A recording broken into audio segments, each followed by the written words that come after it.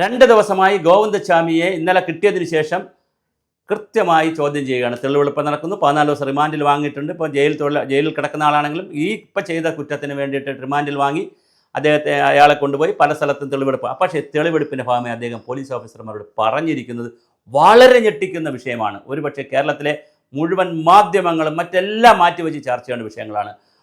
ഒന്നാമത്തെ അദ്ദേഹം പറയുന്നത് നന്നായി ജയിലിൽ മദ്യം കിട്ടും എന്നുള്ളതാണ്. മദ്യം കഴിക്കാൻ മദ്യം കിട്ടും, ബിരിയാണി വേണമെങ്കിൽ ബിരിയാണി കിട്ടും. അദ്ദേഹം മൊബൈൽ ഫോൺ ഉപയോഗിച്ചിരുന്നു.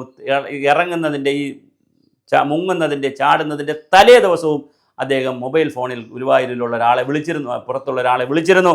അതുപോലെ തന്നെ മദ്യം കിട്ടും, കഞ്ചാവ് കിട്ടും, എല്ലാ സുഖസൗകര്യങ്ങളും അവിടെ കിട്ടും എന്നാണ് അദ്ദേഹം പറയുന്നത്. എന്താണ് ഇവിടെ സംഭവിക്കുക? ഇത് അദ്ദേഹം പറയുന്നത്, അദ്ദേഹം ചിലപ്പോൾ തെറ്റായിരിക്കാം, ശരിയായിരിക്കാം, പക്ഷേ എന്തായാലും അദ്ദേഹം പറയുന്നത് ആഭ്യന്തരമന്ത്രിയോടാണ്, മുഖ്യമന്ത്രിയുടെ മുഖത്ത് നോക്കി പറയുന്ന പോലെയാണ് പറയുന്നത്. കണ്ണൂരിൽ നിന്നുള്ള തന്നെ ഈ പറയുന്ന ജയിലിൽ നിന്ന് വളരെ അടുത്ത് തന്നെയുള്ള പിണറായിയിലോ അല്ലെങ്കിൽ തലശ്ശേരിയിലും പിണറായിയിലുമുള്ള മുഖ്യമന്ത്രി ഇത് കേൾക്കണം. ആഭ്യന്തര വകുപ്പ് താങ്കളാണ് കൈകാര്യം ചെയ്യുന്നത്. വളരെ ഗുരുതരമായ ഒരു അന്വേഷണം നടത്തേണ്ടുന്ന സമയമായി. അത് കേവലം സുരക്ഷയിൽ മാത്രം നടത്തുന്നൊരു അന്വേഷണമല്ല. ഒരുപാട് പ്രശ്നങ്ങൾ അവിടെ സംഭവിച്ചു. എന്തുകൊണ്ട് അവിടെ കറണ്ട് ഓഫ് ചെയ്തിട്ട് കൊടുത്തു? മതിൽ ചാടുന്ന സമയത്ത് 3 മണിക്കൂറോളം, 1 മണിക്ക് ചാടി അയാൾ 4 മണി വരെ ആ കാമ്പൗണ്ടിലാകെ നടന്നിട്ട് ആരും കണ്ടില്ല. അങ്ങനെ തുടങ്ങി ഒരുപാട് കാര്യങ്ങൾക്ക് അപ്പുറം ഇദ്ദേഹത്തിന് ആവശ്യമായ എല്ലാ സൗകര്യങ്ങളും ജയിലിൽ കിട്ടുന്നു. സഹ തടവുകാർക്ക് ഗഞ്ചാവ് കിട്ടുന്നു, മൊബൈൽ ഫോൺ കിട്ടുന്നു, പിന്നെ മദ്യം കിട്ടുന്നു, എല്ലാ സൗകര്യങ്ങളും കിട്ടുന്നു എന്ന് പറയുന്നത് ചെറിയൊരു മൊഴിയല്ല. അതിനെ വളരെ ഗൗരവമായിട്ട് തന്നെ നമ്മൾ കാണേണ്ടതുണ്ട്. എങ്ങനെയാണ് ഇതിന് പരിഹാരം ഉണ്ടാക്കുക?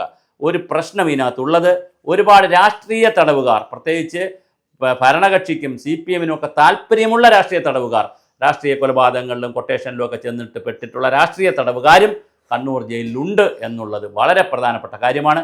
അതുകൊണ്ട് തന്നെ ഇപ്പോൾ വിയ്യൂർ ജയിലിലെ ഏകാന്ത സെല്ലിലേക്ക് ഏറ്റവും സുരക്ഷിതമായ വിയ്യൂർ ജയിൽ, തൃശ്ശൂർ വിയ്യൂർ ജയിലിലെ ഏകാന്ത സെല്ലിലേക്ക് ഈ ഗോവിന്ദച്ചാമിയെ മാറ്റിയതുപോലെ നമ്മുടെ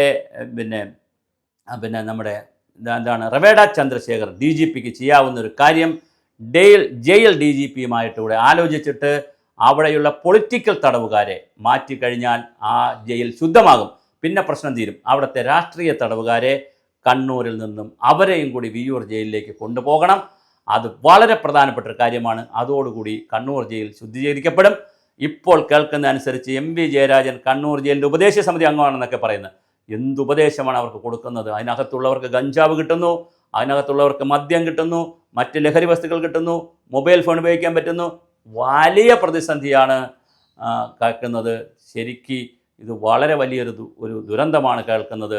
അതിനെതിരെ ശക്തമായ നടപടി ഉണ്ടാവണം. മുഖ്യമന്ത്രി എല്ലാ ജയിലുകളുടെയും, പ്രത്യേകിച്ച് ഇങ്ങനെ സൂപ്പറായിട്ടുള്ള വലിയ ജയിലുകളുടെയൊക്കെ, വിയ്യൂരായാലും പൂജപ്പുരയായാലും അതുപോലെ കണ്ണൂരായാലും പ്രധാനപ്പെട്ട ജയിലുകളുടെ സുരക്ഷ വളരെ പ്രധാനമാണ്. അത് അവരുടെ കാര്യം, കൊടും കുറ്റവാളികളും കൊടും ഭീകരരും ഒക്കെയാണ് അവിടെ കിടക്കുന്നത്. നിങ്ങൾ നോക്കൂ, 2011 മുതൽ 2011 ഫെബ്രുവരിയിലാണ് ഈ സംഭവം ഉണ്ടാകുന്നത്. സൗമ്യ, ആ 11 മുതൽ ഇന്ന് 25 ആകുമ്പോൾ 14 വർഷമായിട്ട് ജയിലിൽ കിടക്കുകയാണ്. ഒരാൾ 14 വർഷമായിട്ട് ജയിലിൽ കിടന്നിട്ടും ഒരു മാനസാന്തരവും വന്നില്ല എന്നും അദ്ദേഹത്തിന് ബീഡി വേണം, പെണ്ണ് വേണം, പുരുഷന്മാർ വേണം, ലൈംഗിക കാര്യങ്ങൾക്ക് ആവശ്യമാണ്, കൈവച്ച് കൊടുക്കണം, ഇങ്ങനെ 100,000 ഡിമാൻഡാണ് പുള്ളി വയ്ക്കുന്നത്. ഇന്നലെ 14 വർഷം ജയിലിൽ കിടന്നൊരു മനുഷ്യൻ ഇന്നലെ പുറത്തിറങ്ങി ചാടി മറ്റവനെ കൊല്ലുമെന്ന് പറയുന്നു, വേറൊരുത്തനെ കുത്തിക്കൊല്ലുമെന്ന് പറയുന്നു, ടാറ്റ പറയുന്നു. അപ്പോൾ ഒരു മാനസാന്തരവും 14 വർഷം കൊണ്ട് ഇദ്ദേഹത്തിന് ഉണ്ടായില്ലേ? അപ്പോൾ പിന്നെ എന്തിലാണ് നമ്മുടെ ജയിലും നമ്മുടെ സംവിധാനങ്ങളും വെച്ചുകൊണ്ട് ജയിലിലേക്ക് പോകുന്നവർക്ക് മാനസാന്തരം ഉണ്ടായി അവർ പുറത്ത് വന്ന് കറക്ഷണൽ ഫോഴ്സ് എന്ന് പറഞ്ഞ്, കറക്ഷണൽ ഡിപ്പാർട്ട്മെൻറ്റ്, ജയിലെന്ന് നമ്മൾ പറയാറില്ല, ഇപ്പോൾ കറക്ഷണൽ ഡിപ്പാർട്ട്മെൻറ്റാണ്. അതായത് ജയിലിലേക്ക് പോകുന്ന കുറ്റവാളി മാനസാന്തരം വന്ന് പുറത്ത് വരുമ്പോൾ മാത്രമല്ല, ജയിലിൽ അവർക്ക് ജോലിയെല്ലാം കൊടുത്ത് അത്യാവശ്യം വരുമാനവും കൊടുത്ത് ഒരു തുകയും കൂടി കൊടുത്താണ് പുറത്ത് വിടുന്നത്. ഈ ഗോവിന്ദച്ചാമിമാരെ എന്ത് കൊടുത്ത് വിട്ടിട്ടെന്ത് കാര്യം? അദ്ദേഹത്തെ 1 മണിക്കൂർ തുറന്നു വിട്ടാൽ അദ്ദേഹം ഇനിയും ഇതിനേക്കാൾ വലിയ ക്രൂരതകൾ ഒരുപാട് സൗമ്യമാരെ ഇവിടെ സൃഷ്ടിക്കും. ഇതറിയാമെന്നുള്ള ജയിലിൻ്റെ മൊത്തം നിയമാവലി പൊളിച്ചെഴുതേണ്ട സമയമായി. കണ്ണൂർ ജയിലിലെ രാഷ്ട്രീയ തടവുകാരെ മുഴുവൻ വിയ്യൂർ ജയിലിലേക്കും മറ്റ് ജയിലുകളിലേക്കും മാറ്റേണ്ട സമയമായി. അതുപോലെ ജയിൽ തന്നെ അവിടെ നിന്ന് മാറ്റുന്നതിനെക്കുറിച്ച് ചിന്തിക്കേണ്ട സമയമായി.